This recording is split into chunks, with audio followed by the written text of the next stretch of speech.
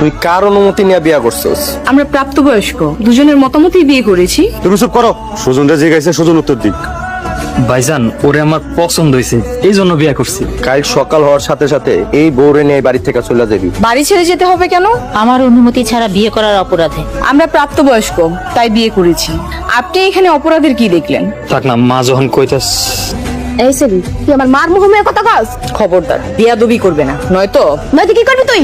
ধরে ভদ্রতা শিখিয়ে দি। তোর তো সাহস কম না? তুই আমার বাড়িতে থেকে তুই আমার ঘরে হুমকি দেস?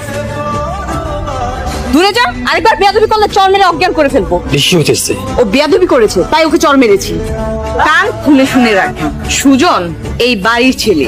এই বাড়ি ছেড়ে সুজন কোথাও যাবে না, আমিও এই বাড়ি ছেড়ে কোথাও যাব না। পারলে কিছু করে দেখেন। আম্মা, আমার গাল ব্যথা করতেছে। তো বড় সাহস, আমার বাড়িতে আমার মাইয়ারে মারে।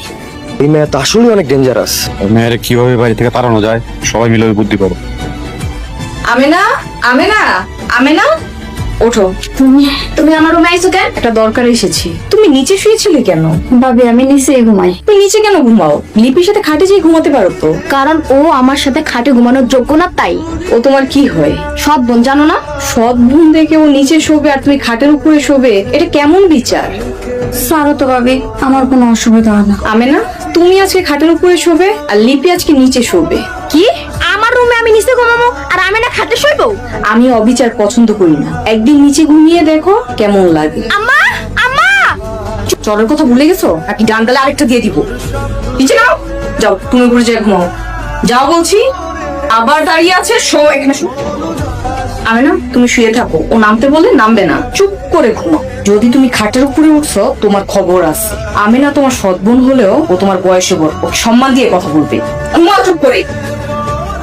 লিপি, ভাবি চলে গেছে, তুই খাটে চলে আয়। তোরে ঘুমাইতে কইছেন, তুই ঘুমা। আমি সকাল হলে আমার কাছে বিচার দিবি। আমার কয় নিচে ঘুমাইতে না, আমি বাড়িতে আগুন লাগাই দিব।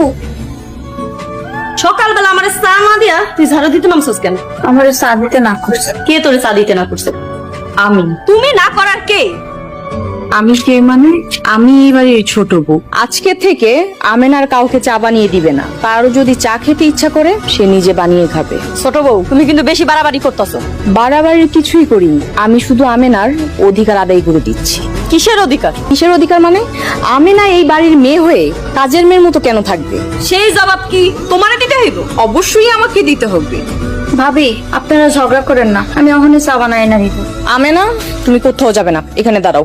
আমারে এক্ষুনি চা বানাই দিতে হইবে। দিবে না, পারলে কিছু করে। আচ্ছা ঠিক আছে, আমি যাই এক্ষুনি আম্মার কাছে বিচার দিতাছি। আম্মার কাছে বিচার দিয়ে যদি কিছু করতে পারেন করেন।